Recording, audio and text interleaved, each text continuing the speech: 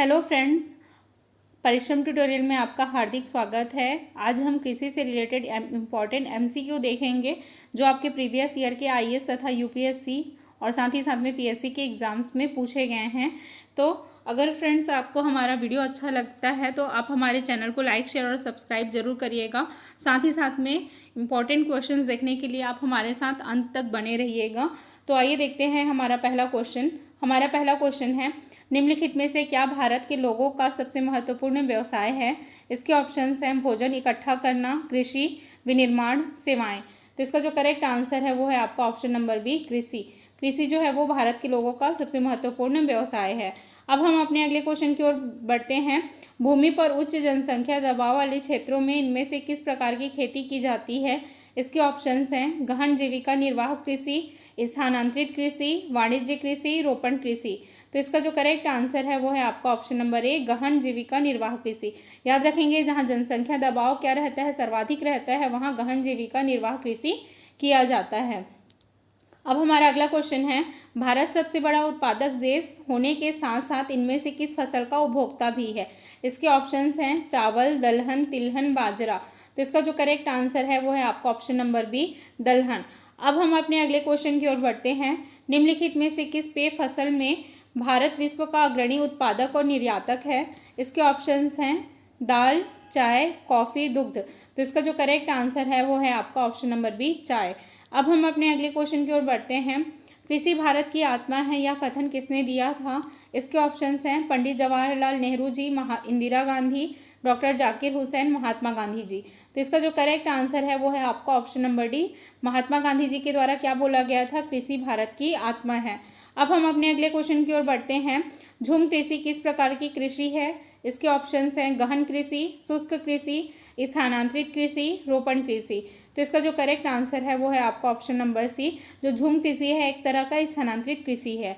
अब हमारा अगला क्वेश्चन है, झूम खेती भारत के किस भाग में किया जाता है। इसके ऑप्शंस हैं उत्तरी भाग, दक्षिणी भाग, पूर्वोत्तर भाग, पश्चिमी भाग। तो इसका जो करेक्ट आंसर है वो है आपका ऑप्शन नंबर सी, जो झूम खेती है वो पूर्वोत्तर भारत में किया जाता है। अब हमारा अगला क्वेश्चन है, निम्नलिखित में से कौन सा उस कृषि प्रणाली को दर्शाता है जिसे एक ही फसल लंबे चौड़े क्षेत्र में उगाई जाती है। इसके ऑप्शंस हैं रोपण कृषि या बागानी कृषि, स्थानांतरित कृषि, गहन कृषि, जैविक कृषि। तो इसका जो करेक्ट आंसर है वो है आपका ऑप्शन नंबर ए, रोपण कृषि या बागानी कृषि। क्या दर्शाता है, जो फसल है वो लंबे चौड़े क्षेत्र में क्या की जाती है, उगाई जाती है। अब हमारा अगला क्वेश्चन है, निम्नलिखित में से किस फसल की खेती रोपण कृषि के अंतर्गत की जाती है। इसके ऑप्शंस हैं कपास, चाय, धान, गेहूँ। तो इसका जो करेक्ट आंसर है वो है आपका ऑप्शन नंबर बी। याद रखेंगे, जो चाय है उसकी खेती किस तरह की जाती है, तो रोपण कृषि के तहत की जाती है। ठीक है, ऑप्शन नंबर जो बी है वो आपका क्या हो जाएगा, करेक्ट आंसर हो जाएगा, चाय।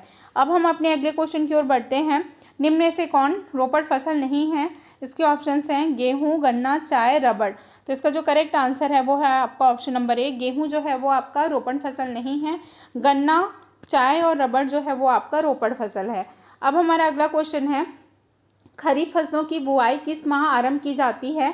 इसके ऑप्शंस हैं मार्च, अप्रैल, जून, जुलाई, अगस्त, सितंबर, अक्टूबर, नवंबर। तो इसका जो करेक्ट आंसर है वो है आपका ऑप्शन नंबर बी, जून जुलाई में खरीफ फसलों की क्या की जाती है, बुआई की जाती है। अब हम अपने अगले क्वेश्चन की ओर बढ़ते हैं। रबी फसल की बुआई किस माह आरंभ की जाती है। इसके ऑप्शंस हैं जून जुलाई, मार्च अप्रैल, अगस्त सितंबर, अक्टूबर नवंबर। तो इसका जो करेक्ट आंसर है वो है आपका अक्टूबर नवंबर में रबी फसलों की बुआई जो है वो आरंभ की जाती है। अब हम अपने अगले क्वेश्चन की ओर बढ़ते हैं। जायद फसल का उत्पादन किस मौसम में होता है। इसके ऑप्शंस हैं गर्मी, बरसात, जाड़ा, बसंत। तो इसका जो करेक्ट आंसर है वो है आपका गर्मी। याद रखेंगे, गर्मी में कौन सी फसल का उत्पादन होता है, तो जायद फसल का उत्पादन होता है। अब हमारा अगला क्वेश्चन है, भारत में पैदा की जाने वाली निम्नलिखित में से रबी काल की फसल कौन सी है। इसके ऑप्शंस हैं चावल, सोयाबीन, कपास, चना। तो इसका जो करेक्ट आंसर है वो है आपका ऑप्शन नंबर डी, जो चना है वो रबी काल की फसल है। अब हमारा अगला क्वेश्चन है, रबी और खरीफ फसल के बीच के अल्प मौसम का क्या नाम है। इसके ऑप्शन हैं जैद, बोरो, अमन, अस। तो इसका जो करेक्ट आंसर है वो है आपका जैद। अब हम अपने अगले क्वेश्चन की ओर बढ़ते हैं। भारत में धान की खेती सबसे अधिक कहाँ होती है। इसके ऑप्शन है पश्चिम बंगाल, उत्तर प्रदेश, पंजाब, हरियाणा। तो इसका जो करेक्ट आंसर है वो है आपका ऑप्शन नंबर ए, भारत में धान की खेती सर्वाधिक पश्चिम बंगाल में होती है।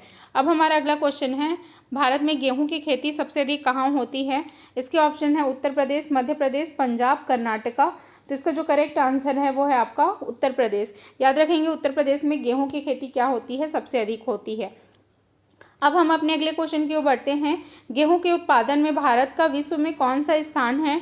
इसके ऑप्शन हैं चतुर्थ, तृतीय, द्वितीय, प्रथम। तो इसका जो करेक्ट आंसर है वो है आपका ऑप्शन नंबर सी, द्वितीय। गेहूं का जो सर्वाधिक उत्पादन विश्व में कौन करता है? तो चीन करता है, और सेकंड क्या है आपका? भारत है।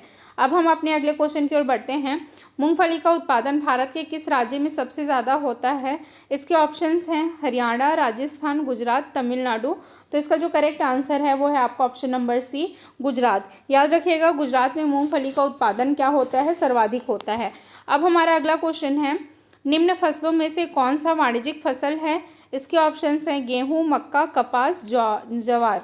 तो इसका जो करेक्ट आंसर है वो है आपका ऑप्शन नंबर सी, जो कपास है वो एक तरह का वाणिज्यिक फसल है। अब हमारा अगला क्वेश्चन है, निम्नलिखित में से किसे भारत की जायद फसल के रूप में वर्गीकृत किया जा सकता है? इसके ऑप्शंस हैं मूंगफली को, तरबूज को, बाजरा को, गेहूं को। तो इसका जो करेक्ट आंसर है वो है आपका तरबूज, एक तरह का क्या फसल है? तो जायद फसल है। अब हमारा अगला क्वेश्चन है, निम्नलिखित कृषि उत्पाद और राज्यों को सुमेलित कीजिए। तो इसमें गन्ना का सबसे बड़ा उत्पादक, तो देखेंगे गन्ना सर्वाधिक कहाँ उगाया जाता है? तो ये आपका दिया हुआ है, आपका ऑप्शन नंबर सी हो जाएगा। गन्ना जो है वो आपके उत्तर प्रदेश में क्या होता है? सर्वाधिक उगाया जाता है। फिर नेक्स्ट अब हम देखते हैं, नेक्स्ट जो है वो आपका दाल का सबसे बड़ा उत्पादक। तो दाल जो है वो सर्वाधिक कहाँ उगाया जाता है? तो आपका दाल जो है वो आपका राजस्थान में सबसे ज़्यादा उगाया जाता है। नेक्स्ट जो है आपका कपास का सबसे बड़ा उत्पादक, तो कपास जो है वो कहाँ उगाया जाता है? तो आपके गुजरात में सर्वाधिक उगाया जाता है। सोयाबीन का सबसे बड़ा उत्पादक, तो सोयाबीन सर्वाधिक कहाँ उगाया जाता है? तो मध्य प्रदेश में उगाया जाता है। नेक्स्ट आपका मक्का, तो मक्का जो है वो कहाँ उगाया जाता है? तो आपके कर्नाटका में सर्वाधिक उगाया जाता है। तो फ्रेंड्स अब हम अपने अगले क्वेश्चन की ओर बढ़ते हैं, किसके उत्पादन में राजस्थान प्रदेश का स्थान प्रथम नहीं है? इसके ऑप्शंस हैं कुल तिलहन, कुल दालें, मोटे अनाज, सूरजमुखी। तो इसका जो करेक्ट आंसर है वो है आपका ऑप्शन नंबर डी, सूरजमुखी। याद रखेंगे जो राजस्थान है उसमें कुल तिलहन जो है वो भारत में सर्वाधिक राजस्थान में उगाया जाता है। कुल दालें जो है वो भी राजस्थान का क्या है? स्थान जो है वो प्रथम है भारत में। मोटे अनाज भी क्या है? राजस्थान में सर्वाधिक उगाया जाता है। लेकिन जो सूरजमुखी है वो कहाँ सर्वाधिक उगाया जाता है, या प्रथम स्थान कौन सा राज्य है? तो आपका कर्नाटका प्रथम स्थान है। अब हम अपने अगले क्वेश्चन की ओर बढ़ते हैं, निम्नलिखित में से कौन सा सुमेलित नहीं है? इसके ऑप्शंस हैं हरित क्रांति, खाद्यान्न उत्पादन, श्वेत क्रांति, दुग्ध उत्पादन, नीली क्रांति, मत्स्य उत्पादन, पीली क्रांति, मसाला उत्पादन। तो ये आपका क्या है? आपका देखेंगे हरित क्रांति जो है खाद्यान्न उत्पादन है, ये करेक्ट है।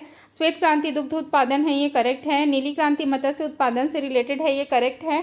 आपका पीली क्रांति मसाला उत्पादन से रिलेटेड नहीं है। सुनहरी क्रांति फल और शहद उत्पादन से है, तो ये करेक्ट है। तो याद रखिएगा जो पीली क्रांति है वो किससे रिलेटेड है? तो वो आपके तिलहन फसल से रिलेटेड है। और मसाला उत्पादन, तो बादामी जो क्रांति है वो मसाला उत्पादन से रिलेटेड है। तो आपका जो ऑप्शन नंबर डी है वो करेक्ट होगा। अब हम अपने अगले क्वेश्चन की ओर बढ़ते हैं, कपास के रेशे प्राप्त होते हैं। इसके ऑप्शंस हैं पत्ते से, बीज से, तने से, मूल से। तो इसका जो करेक्ट आंसर है वो है आपका ऑप्शन नंबर बी, कपास के जो रेशे हैं वो बीज से प्राप्त होते हैं। अब हम अपने अगले क्वेश्चन की ओर बढ़ते हैं, भारत में निम्नलिखित में से कौन सा राज्य देश का 70% से अधिक कॉफ़ी अकेले ही पैदा करता है? इसके ऑप्शंस है तमिलनाडु, केरल, कर्नाटका, महाराष्ट्र। तो इसका जो करेक्ट आंसर है वो है आपका कर्नाटका। भारत में सर्वाधिक जो कॉफ़ी है वो कर्नाटका राज्य में होती है। अब हमारा अगला क्वेश्चन है, गोल्डन राइस एक प्रचुर स्रोत है। इसके ऑप्शंस है विटामिन ए का, विटामिन बी का, विटामिन सी का, विटामिन के का। तो इसका जो करेक्ट आंसर है वो है आपका option number A, vitamin A का। याद रखिएगा जो गोल्डन राइस है वो उसमें बीटा कैरोटीन ज़्यादा पाया जाता है, और साथ ही साथ में जो बीटा कैरोटीन है वो हमारी बॉडी में जाने के बाद विटामिन ए में जो है वो कन्वर्ट हो जाता है। इसलिए जो गोल्डन राइस है वो विटामिन ए का प्रचुर स्रोत है। अब हम अपने अगले क्वेश्चन की ओर बढ़ते हैं, निम्नलिखित राज्यों में से कौन सा जनवरी 2016 में भारत का प्रथम जैविक राज्य घोषित हुआ था? इसके ऑप्शंस हैं अरुणाचल प्रदेश, सिक्किम, उड़ीसा, केरल। तो इसका जो करेक्ट आंसर है वो है आपका ऑप्शन नंबर बी, सिक्किम। याद रखेंगे, सिक्किम जो है वो भारत का प्रथम जैविक राज्य जो है वो घोषित हुआ था। अब हम अपने अगले क्वेश्चन की ओर बढ़ते हैं। निम्नलिखित में से कौन सी फसल वर्ष भर बोई जाने वाली फसल है? इसके ऑप्शंस हैं गेहूं, मक्का, उड़द, राई। तो इसका जो करेक्ट आंसर है वो है आपका ऑप्शन नंबर बी, मक्का जो है वो वर्ष भर बोई जाने वाली फसल है। अब हम अपने अगले क्वेश्चन की ओर बढ़ते हैं। भारत का एकमात्र प्रदेश जो केसर का उत्पादन करता है, इसके ऑप्शंस हैं जम्मू कश्मीर, असम, हिमाचल प्रदेश, मेघालय। तो इसका जो करेक्ट आंसर है वो है आपका जम्मू कश्मीर। अब हम अपने अगले क्वेश्चन की ओर बढ़ते हैं। निम्नलिखित राज्यों में से कौन इलायची एवं काली मिर्च का सबसे बड़ा उत्पादक है? इसके ऑप्शंस हैं तमिलनाडु, कर्नाटका, केरल, गोवा। तो इसका जो करेक्ट आंसर है वो है आपका option number C, Kerala. Kerala जो है वो, केरल में इलायची और आपका काली मिर्च जो है वो सर्वाधिक उगाया जाता है। अब हमारा अगला क्वेश्चन है, मिश्रित कृषि से संबंधित है। इसके ऑप्शंस दिए हुए हैं विभिन्न फसलों को योजनाबद्ध तरीके से उगाना, कई तरह की फसलें उगाना तथा पशुपालन भी करना, रबी के साथ खरीफ फसलों को उगाना, फलों तथा सब्जियों को एक साथ उगाना। तो इसका जो करेक्ट आंसर है वो है आपका ऑप्शन नंबर बी, मिश्रित खेती का संबंध किससे है? तो कई तरह की फसलों को उगाना, साथ ही साथ में पशुपालन भी करना। अब हमारा अगला क्वेश्चन है, निम्नलिखित में से कौन सुमेलित नहीं है? इसके ऑप्शंस हैं उत्तर पूर्वी राज्य झूम कृषि, मध्य प्रदेश डाहिया कृषि। तो हम देखेंगे उत्तर पूर्वी राज्य में झूम कृषि की जाती है, ये आपका करेक्ट है। ठीक है, मध्य प्रदेश में क्या किया जाता है? आपका डाहिया कृषि किया जाता है, ये करेक्ट है आपका। पश्चिमी घाट में कुमारी कृषि कहा जाता है या किया जाता है, ये सही है आपका। झारखंड में क्या किया जाता है? आपका कुरवा कृषि किया जाता है। ठीक है, लेकिन जो आपका ऑप्शन नंबर ई है, अंडमान में पेंडा कृषि जो है वो आपका नहीं किया जाता है, ये चीज़ याद रखिएगा। अंडमान निकोबार में क्या कृषि किया जाता है? तो आपका दीपा कृषि किया जाता है। क्या कृषि किया जाता है? दीपा कृषि किया जाता है। और साथ ही साथ में पेंडा जो कृषि है वो कहाँ किया जाता है? तो ये आपके आंध्र प्रदेश में किया जाता है। आप लोग ये चीज़ याद रखेंगे। अब हम अपने अगले क्वेश्चन की ओर बढ़ते हैं। निम्नलिखित को सुमेलित कीजिए। तो इसके ऑप्शंस हैं सेरीकल्चर।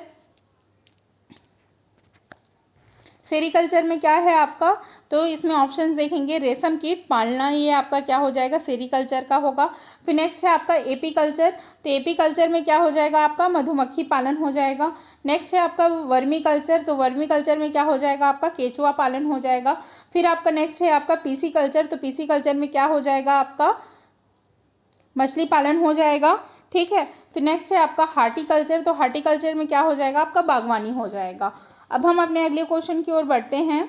हमारा अगला क्वेश्चन है, भारत में हरित क्रांति के जनक किसे कहा जाता है? तो इसके ऑप्शंस हैं MS. Swaminathan, MS. Ranganathan, doctor Verghese Kurien, इनमें से कोई नहीं। तो इसका जो करेक्ट आंसर है एम.एस. स्वामीनाथन। याद रखिएगा, भारत में हरित क्रांति के जनक कौन है? तो एम.एस. स्वामीनाथन जी हैं। अब हम अपने अगले क्वेश्चन की ओर बढ़ते हैं। निम्नलिखित में से कौन सा युग्म सुमेलित नहीं है? इसके ऑप्शंस हैं, इसमें दिया हुआ है, देखते हैं हम इसमें क्या क्या चीज़ें दी हुई हैं। तो भारतीय सब्जी अनुसंधान संस्थान वाराणसी, तो ये आपका क्या है? आपका वाराणसी में भारतीय सब्जी अनुसंधान संस्थान है, ये आपका करेक्ट है। फिर नेक्स्ट है आपका केंद्रीय उपोषण उद्यान अनुसंधान संस्थान। तो ये कहाँ दिया हुआ है? ये आपके श्रीनगर में दिया हुआ है। तो ये आपका श्रीनगर नहीं होगा, ये कहाँ है? आपके लखनऊ में स्थित है, ये आप करेक्ट कर लेंगे। ठीक है, फिर नेक्स्ट है आपका भारतीय गन्ना अनुसंधान संस्थान लखनऊ। तो ये आपका क्या है? करेक्ट है, लखनऊ में आपका क्या है?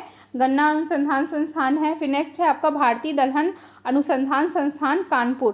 तो ये भी आपका करेक्ट है। आपका गलत क्या हो जाएगा? कौन सा युग्म सुमेलित नहीं है? तो ऑप्शन नंबर बी आपका करेक्ट आंसर हो जाएगा। केंद्रीय पोषण उद्यान अनुसंधान कहाँ है? तो आपका लखनऊ में है, ये चीज़ आप लोग याद रखेंगे। अब हमारा अगला क्वेश्चन है, भारत में प्रथम पशु जनगणना कब हुई थी? इसके ऑप्शंस हैं 1915, 1919, 1925, 1951। तो इसका जो करेक्ट आंसर है वो है आपका ऑप्शन नंबर बी, 1919 में भारत में प्रथम पशु जनगणना हुई थी। अब हमारा अगला क्वेश्चन है, भारत खालिस्तान का सबसे बड़ा उत्पादक है। इसके ऑप्शंस हैं आम और भैंस का दूध, गाय के दूध एवं कपास, तिलहन एवं मछली, गन्ना एवं मांस। तो इसका जो करेक्ट आंसर है वो है आपका ऑप्शन नंबर ए, भारत जो है वो आम और भैंस के दूध का उत्पादन में सबसे अग्रणी है। अब हम अपने अगले क्वेश्चन की ओर बढ़ते हैं। हरित क्रांति से किस प्रधानमंत्री का नाम जोड़ा जाता है? तो इसके ऑप्शंस हैं लाल बहादुर शास्त्री जी, इंदिरा गांधी जी, मोरारजी देसाई जी, नरसिम्हा राव जी। तो इसका जो करेक्ट आंसर है वो है आपका option number B, Indira Gandhi ji का नाम जो है वो किससे जोड़ा जाता है? तो हरित क्रांति से जोड़ा जाता है। अब हम अपने अगले क्वेश्चन की ओर बढ़ते हैं। किस क्रांति को रक्तहीन क्रांति के रूप में जाना जाता है? इसके ऑप्शंस हैं हरित क्रांति, नीली क्रांति, श्वेत क्रांति, भूदान ग्रामदान आंदोलन। तो इसका जो करेक्ट आंसर है वो है आपका ऑप्शन नंबर डी, भूदान ग्रामदान आंदोलन को क्या कहा जाता है? तो रक्तहीन क्रांति कहा जाता है। अब हमारा अगला क्वेश्चन है, भारत में विश्व की पशु जनसंख्या का लगभग कितना भाग पाया जाता है? तो इसके ऑप्शंस हैं 1/5, 1/2, 1/4, 1/6। तो इसका जो करेक्ट आंसर है वो है आपका 1/5 जो है वो भारत में विश्व की पशु जनसंख्या का लगभग 1/5 जो है वो भारत में पाया जाता है। अब हम अपने अगले क्वेश्चन की ओर बढ़ते हैं। भारत में सर्वाधिक पशुधन किस राज्य में पाए जाते हैं? इसके ऑप्शंस हैं राजस्थान, उत्तर प्रदेश, बिहार, मध्य प्रदेश। तो इसका जो करेक्ट आंसर है वो है आपका उत्तर प्रदेश में भारत में सर्वाधिक पशुधन पाए जाते हैं। अब हम अपने अगले क्वेश्चन की ओर बढ़ेंगे। गाय की सर्वाधिक दूध देने वाली नस्ल है गिर, साहिवाल, हरियाणा, अमृत महल। तो इसका जो करेक्ट आंसर है वो है आपका साहिवाल। याद रखेंगे ऑप्शन नंबर जो बी है, साहिवाल जो है वो गाय की सर्वाधिक दूध देने वाली नस्ल है। अब हम अपने अगले क्वेश्चन की ओर बढ़ते हैं। विश्व हरित क्रांति के जनक किसे कहा जाता है? इसके ऑप्शंस हैं MS Swaminathan, Norman Borlaug, APJ Abdul Kalam, RKV Rao. तो इसका जो करेक्ट आंसर है वो है आपका option number B, Norman Borlaug ji को विश्व के हरित क्रांति का जनक कहा जाता है। फ्रेंड्स, अगर आपको हमारा वीडियो अच्छा लगता है तो प्लीज़ आप हमारे चैनल को लाइक, शेयर और सब्सक्राइब ज़रूर करिएगा। साथ ही साथ में आप हमारे वीडियो में अंत तक भी बने रहिएगा। अब हम अपने अगला क्वेश्चन देखते हैं। हरित क्रांति के अंतर्गत किन बातों पर जोर दिया गया? इसके ऑप्शंस हैं रासायनिक खादों का प्रयोग, HYV बीजों का प्रयोग, कीटनाशकों का बेहतर प्रयोग। तो इसका जो करेक्ट आंसर है वो है आपका ऑप्शन नंबर डी। याद रखेंगे उपरोक्त सभी जो है वो आपका क्या हो जाएगा? करेक्ट आंसर हो जाएगा। अब हम अपने अगले क्वेश्चन की ओर बढ़ते हैं। हमारा अगला क्वेश्चन है, हरित क्रांति को किस वर्ष अपनाया गया था? इसके ऑप्शंस हैं 1947, 1991, 1955, 1966। तो इसका जो करेक्ट आंसर है वो है आपका ऑप्शन नंबर डी, हरित क्रांति को 1966 में अपनाया गया था। अब हम अपने अगले क्वेश्चन की ओर बढ़ते हैं। भारत में हरित क्रांति किन फसलों में सफल रही? इसके ऑप्शन है गेहूँ और आलू, गेहूँ और चावल, तिलहन और चावल, दाल और मक्का। तो इसका जो करेक्ट आंसर है वो है आपका option number A, option number B, गेहूँ और चावल में जो है हरित क्रांति क्या हुई? सर्वाधिक सफल हुई।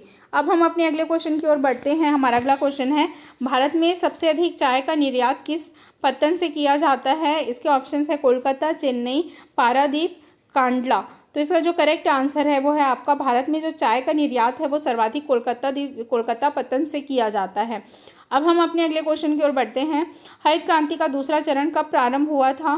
तो इसके ऑप्शंस हैं 1983 से 84 में, 1951 से 52 में, 2000 से 2001 में, 1914 से 15 में। तो इसका जो करेक्ट आंसर है 1983 से 1984 में हरित क्रांति का दूसरा चरण जो है वो प्रारंभ किया गया था।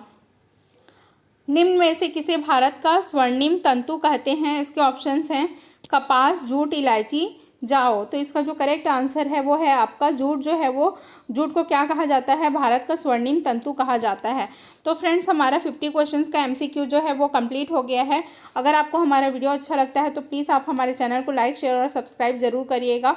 साथ ही साथ में आप हमारे चैनल पर जा कर के और भी इसी तरह के MCQ भी आप अदर सब्जेक्ट के भी आप देख सकते हैं। साथ ही साथ में आप इस सब्जेक्ट से रिलेटेड भी आप क्या कर सकते हैं, MCQ जो है वो हमारे चैनल में जा कर के देख सकते हैं। तो thank you friends, thank you so much.